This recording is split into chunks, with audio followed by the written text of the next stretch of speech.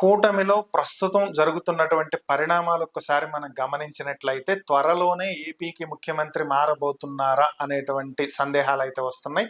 అంటే దీనికి గల కారణాలు ఒకసారి కనుక మనం గమనించినట్లయితే 2024లో అధికారంలోకి వచ్చినప్పటి నుంచి కూడా టీడీపీ వేస్తున్నటువంటి అడుగులు ఒకసారి మనం గమనిస్తే ముందుగా గతంలో చంద్రబాబు నాయుడు గారి క్యాబినెట్ కూర్పు, ఇప్పుడు 2024లో క్యాబినెట్ కూర్పు చూస్తే దాదాపుగా 80% యంగ్ పీపుల్ కి దీంట్లో స్థానం కల్పించడం జరిగింది. ఇందులో చాలా మంది మొదటిసారి గెలిచిన వాళ్ళు కూడా ఉన్నారు. అంటే ఇక్కడే నెక్స్ట్ లోకేష్ ని తెర మీదకి తీసుకురాబోతున్నారు. ఆయనకి ఎక్కడ ఇబ్బంది కలగకుండా ఒక యంగ్ బ్లడ్ ని ఫ్రంట్ కి తీసుకొచ్చేటువంటి ప్రయత్నం చేస్తున్నారు అనేది ఇక్కడ అర్థమవుతుంది. తర్వాత ఆయనకి ఇచ్చినటువంటి శాఖలు ఎలక్ట్రానిక్స్, ఐటీ, విద్య మూడు కూడా కీలకమైనటువంటి శాఖలు. వీటితో పాటుగా రియల్ టైం గవర్నెన్స్. సో ఆయన ప్రస్తుతం నిర్వహిస్తున్నటువంటి ఈ శాఖలతో పాటుగా రియల్ టైం గవర్నెన్స్ ద్వారా సో ఆ ప్రస్తుతం రాష్ట్రంలో జరుగుతున్నటువంటివి ఏంటి అనేది ఆన్ టైం తెలుసుకునేటువంటి వెసులుబాటు, దానికి తగినట్టుగా అధికారులకు ఇస్తున్నటువంటి ఆదేశాలు, అలాగే లోకేష్ ముఖ్యమంత్రిగా కాకపోయినా ముఖ్యమైనటువంటి మంత్రిగా కూటమిలో ఆయన కీలక పాత్రను పోషించటం. సాధారణంగా ముఖ్యమంత్రి తోటి ప్రధానమంత్రి భేటీలు జరగడం అనేది సహజంగా జరుగుతుంది దేశంలో. వివిధ రాష్ట్రాల ముఖ్యమంత్రులు ప్రధానమంత్రితో భేటీ అవ్వటం కానీ, రాష్ట్రాలకు సంబంధించినటువంటి అంశాల గురించి చర్చించటం కానీ, రావాల్సినటువంటి నిధుల గురించి మాట్లాడటం కానీ, ఇవన్నీ కూడా మనం చూస్తూ ఉంటాం. అయితే ఇక్కడ చంద్రబాబు నాయుడు ఢిల్లీ వెళ్ళినటువంటి సందర్భాల కంటే కూడా లోకేష్ ప్రధానమంత్రి నరేంద్ర మోదీతో మాట్లాడినటువంటి సందర్భాలు చూసుకుంటే హైలైటెడ్ గా వాటిని తీసుకొచ్చినటువంటి పరిణామాలు మనం చాలా స్పష్టంగా చూడొచ్చు. ఇక 2026 ఏప్రిల్లో నేషనల్ వర్కింగ్ ప్రెసిడెంట్ గా లోకేష్ ని నియమించడం. సో దీంతో నెక్స్ట్ స్టెప్ లోకేష్ ని ముఖ్యమంత్రి స్థానంలోకి తీసుకురాబోతున్నారు. పూర్తి స్థాయిలో పార్టీ పగ్గాలు అప్పగించేటువంటి ముందు జరుగుతున్నటువంటి సన్నాహాలుగా కనిపిస్తూ ఉన్నటువంటి పరిస్థితి.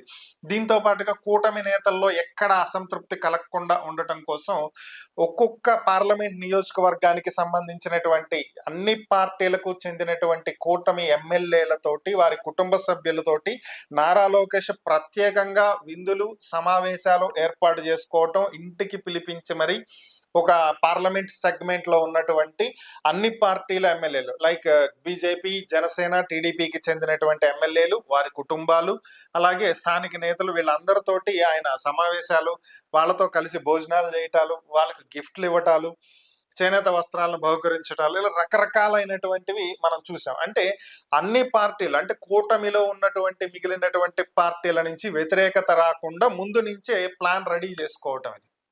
సో నెక్స్ట్ స్టెప్ చూస్తే గతంలో చంద్రబాబు గారు విదేశాలకు వెళ్ళేవాళ్ళు ఎక్కువగా. ఏంటి, ఇక్కడ పెట్టుబడులు తీసుకురావటానికి కావచ్చు, ఇతర కంపెనీలతో మాట్లాడటానికి కావచ్చు, ఏదైనా కావచ్చు. కానీ ఇప్పుడు పరిస్థితులు కనుక మీరు గమనించినట్లయితే గూగుల్ డేటా సెంటర్ విషయంలో కానీ, లేదంటే అనకాపల్లి దగ్గర వచ్చినటువంటి ఆర్సెల్లర్ మిట్టల్ స్టీల్ కి సంబంధించినటువంటి అంశాలు కానీ, క్వాంటమ్ వ్యాలీకి సంబంధించినవి కానీ, ఎనీథింగ్ ఏది చూసుకున్నా సరే లోకేష్ మాట్లాడాడు, లోకేష్ వెళ్ళాడు, లోకేష్ చర్చిస్తున్నాడు, లోకేష్ పెట్టుబడులు తీసుకొస్తున్నాడు. సో ఓవరాల్ గా లోకేష్ నే తెర మీదకి తీసుకొచ్చేటువంటి ప్రయత్నాలు చాలా స్పష్టంగా కనిపిస్తున్నాయి. దీంతో ఇటీవల జగన్మోహన్ రెడ్డి చేసినటువంటి ప్రకటన 2027 నుంచి దాదాపుగా ఆయన ప్రజల్లో ఉండే విధంగా ఇప్పటి నుంచే వ్యూహాలు రచించుకుంటున్నట్లుగా తెలుస్తుంది. గతంలో 2017 నుంచి 2019 వరకు ఏ విధంగా అయితే పాదయాత్ర చేశారు, ఇప్పుడు అదే విధంగా 2027 నుంచి తన పాదయాత్ర మొదలవుతుంది. జగన్ పాదయాత్ర 2.0తో ఆయన కొన్ని వేల కిలోమీటర్లు నడవటమే కాదు, నేరుగా తన పార్టీ కార్యకర్తలు, అలాగే పార్టీ నాయకులతో పాటు ప్రజలకు కూడా దగ్గర ఈ సమస్యలు తెలుసుకుని కేడర్ని బలోపేతం చేసుకునేదానికి ఒక మంచి అవకాశాన్ని ఏర్పాటు చేసుకుంటున్నటువంటి పరిస్థితి. ఈ వార్త ఎప్పుడైతే బయటకు వచ్చిందో నెక్స్ట్ 2029 ఎన్నికల వరకు వెయిట్ చేయకూడదు, ఇమీడియట్ గా లోకేష్ ని సీఎం స్థానంలో కూర్చోబెట్టాలి.